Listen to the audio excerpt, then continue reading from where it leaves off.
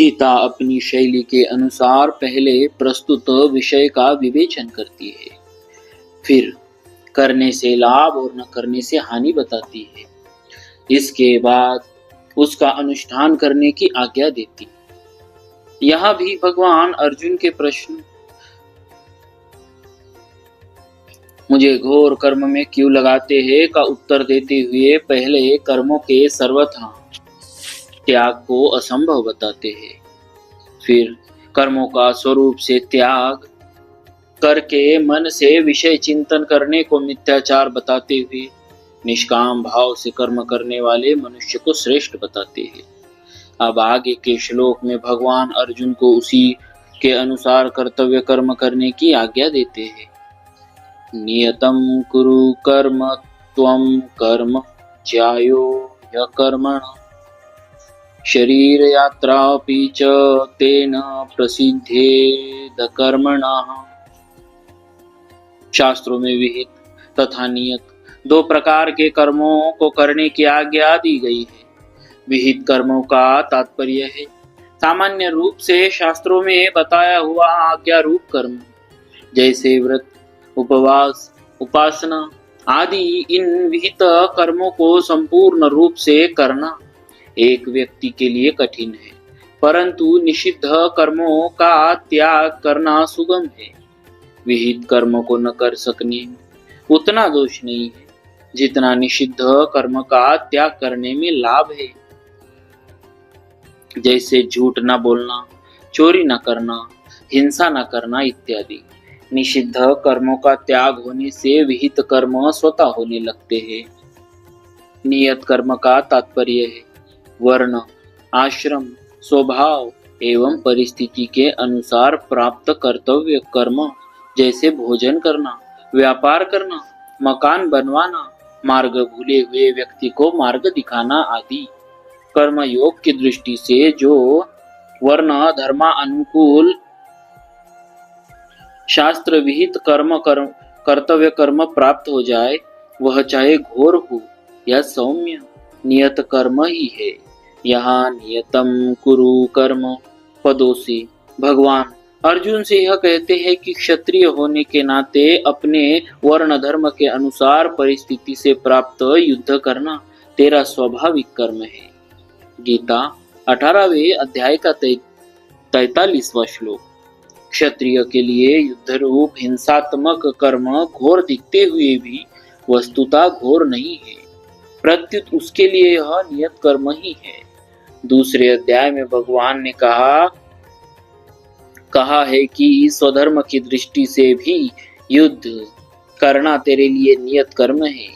स्वधर्म मपि चावेक्ष्य न विकम्पितु महर्षि। वास्तव में तो स्वधर्म और नियत कर्म दोनों एक ही है। यद्यपि दुर्योधन आदि के लिए भी युद्ध वर्ण धर्म के अनुसार प्राप्त कर्म है, तथापि वह अन्याय युक्त होने के कारण नियत कर्म से अलग है, क्योंकि वे युद्ध करके अन्याय पूर्वक राज्य छीनना चाहते हैं। अतः उनके लिए यह युद्ध नियत तथा धर्मयुक्त कर्म नहीं है। कर्म ज्यायो ह्यकर्मणः। इसी अध्याय के पहले श्लोक में अर्जुन के प्रश्न में आए हुए जायसी पद का उत्तर भगवान यहाँ जायः पद से ही दे रहे हैं। वह अर्जुन का प्रश्न है कि यदि आपको कर्म की अपेक्षा ज्ञान श्रेष्ठ मान्य है तो मुझे घोर कर्म में क्यों लगाते हैं। इसके उत्तर में यहाँ भगवान कहते हैं कि कर्म न करने की अपेक्षा कर्म करना ही मुझे श्रेष्ठ मान्य है। इस प्रकार अर्जुन का विचार युद्ध रूप घोर कर्म से निवृत्त होना है और भगवान का विचार अर्जुन को युद्ध रूप नियत कर्म में प्रवृत्त कराने का है। इसीलिए आगे 18वें अध्याय में भगवान कहते हैं कि दोष युक्त होने पर भी सहज नियत कर्म का त्याग नहीं करना चाहिए। सहजम कर्म कौन्तेय सदोषमपि न त्यजेत। कारण कि इसके त्याग से दोष लगता है एवं कर्मों के साथ अपना संबंध भी बना रहता है। अतः कर्म का त्याग करने की अपेक्षा नियत कर्म करना ही श्रेष्ठ है। फिर आसक्ति रहित होकर कर्म करना तो और भी श्रेष्ठ माना गया है, क्योंकि इससे कर्मों के साथ सर्वथा संबंध विच्छेद हो जाता है। अतः भगवान इस श्लोक के पूर्वार्ध में अर्जुन को अनासक्त भाव से नियत कर्म करने की आज्ञा देते हैं और उत्तरार्ध में कहते हैं कि कर्म किए बिना तेरा जीवन निर्वाह भी नहीं होगा।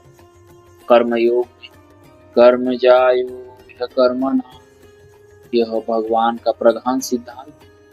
इसी को भगवान ने मां ते संगोस्तव कर्मणि पदों से स्पष्ट किया है कि अर्जुन, तेरी कर्म न करने में आसक्ति न हो।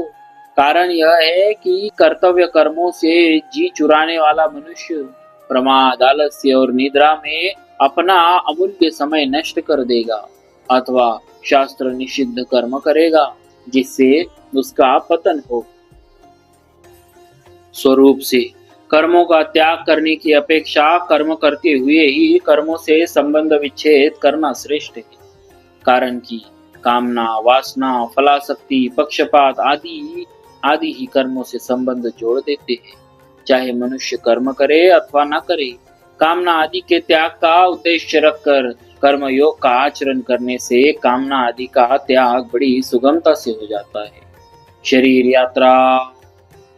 यात्रा पीच तेन प्रसिद्धेद कर्मणा। अर्जुन के मन में ऐसा भाव उत्पन्न हो गया था कि अगर कर्म ही न करे तो कर्मों से स्वतः संबंध विच्छेद हो जाएगा।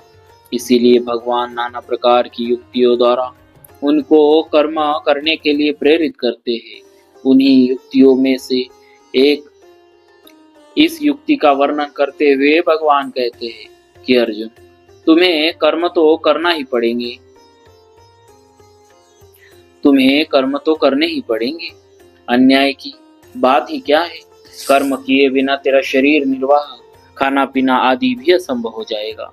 जैसे ज्ञान योग में विवेक के द्वारा संसार से संबंध विच्छेद होता है, ऐसे ही कर्म योग में कर्तव्य कर्म का ठीक ठीक अनुष्ठान करने से संसार से संबंध विच्छेद हो जाता है। अतः ज्ञान योग की अपेक्षा कर्मयोग को किसी भी प्रकार से कम नहीं मानना चाहिए। कर्मयोगी शरीर को संसार का ही मानकर उसको संसार की सेवा में लगा देते हैं, अर्थात शरीर में उसका कोई अपनापन नहीं रहता। वह स्थूल, सूक्ष्म और कारण शरीर की एकता क्रमशः स्थूल, सूक्ष्म और कारण संसार से करता है, जबकि ज्ञान योगी अपनी एकता ब्रह्म से करता है।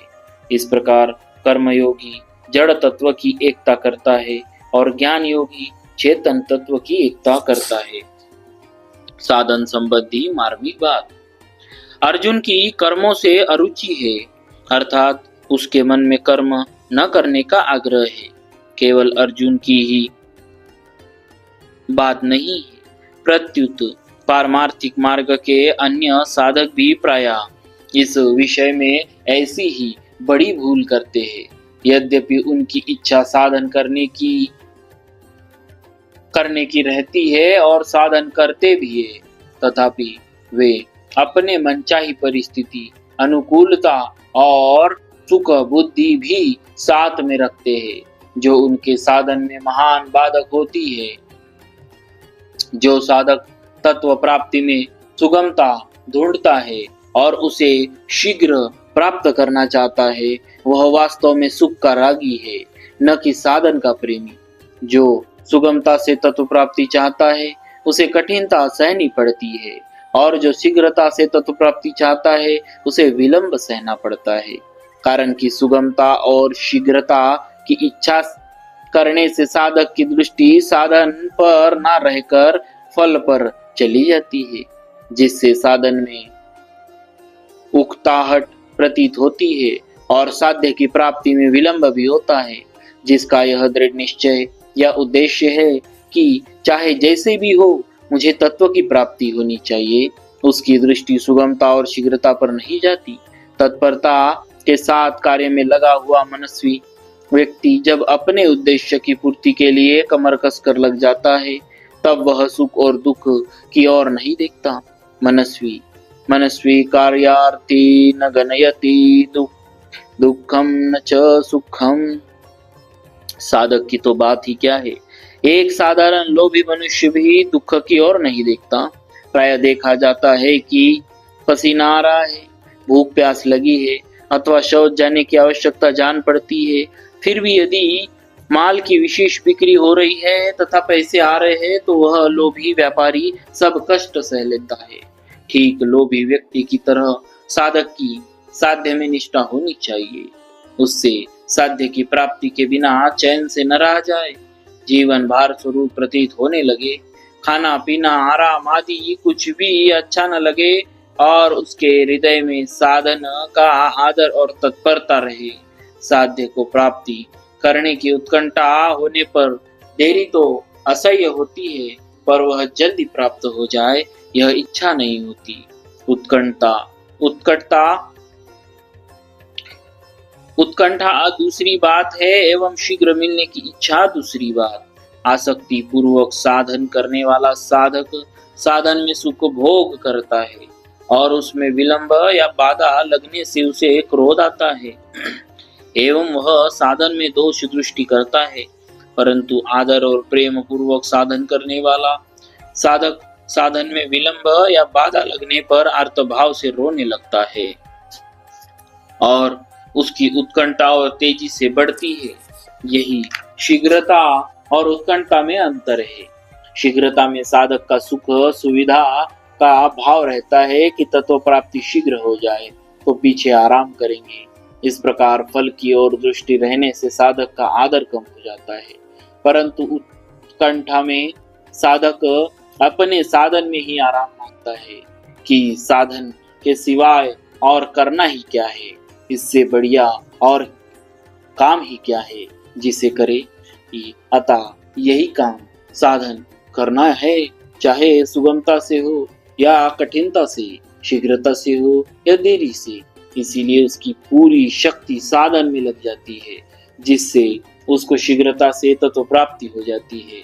परंतु शीघ्रता से सिद्धि चाहने वाला साधक साध्य की प्राप्ति में देरी होने पर निराश भी हो सकता है। अतः साधक को साध्य से भी अधिक आदर साधन को देना चाहिए। जैसा कि मां पार्वती ने कहा है, जन्म कोटि लगी रगर हमारी, बरऊ शंभु नत रहु कुवारी, तजऊ नारद कर उपदेशु, आप कही सतबार महेशु। माता पार्वती के भाव में शीघ्रता नहीं है। इनमें तो साधन को साध्य से भी अधिक आदर दिया गया है। प्रस्तुत श्लोक में भगवान अर्जुन को निमित्त बनाकर साधकों को सावधान करते हैं कि उन्हें अपनी अनुकूलता तथा सुख बुद्धि, जो कि साधन में मूल बाधा है, का त्याग करके कर्तव्य कर्मों को करने में बड़ी तत्परता से लग जाना चाहिए। परिशिष्ट भाव, निष्काम भाव से कर्म करने वाला कर्मयोगी केवल स्वरूप से कर्मों का त्याग करने वालों से अथवा सकाम भाव से कर्म करने वालों से ही श्रेष्ठ नहीं है, प्रत्युत ज्ञान योगी से भी श्रेष्ठ है।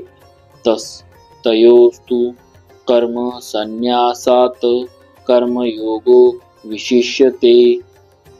इसीलिए भगवान प्रस्तुत प्रकरण में निष्काम भाव से कर्म करने पर विशेष जोर दे रहे हैं।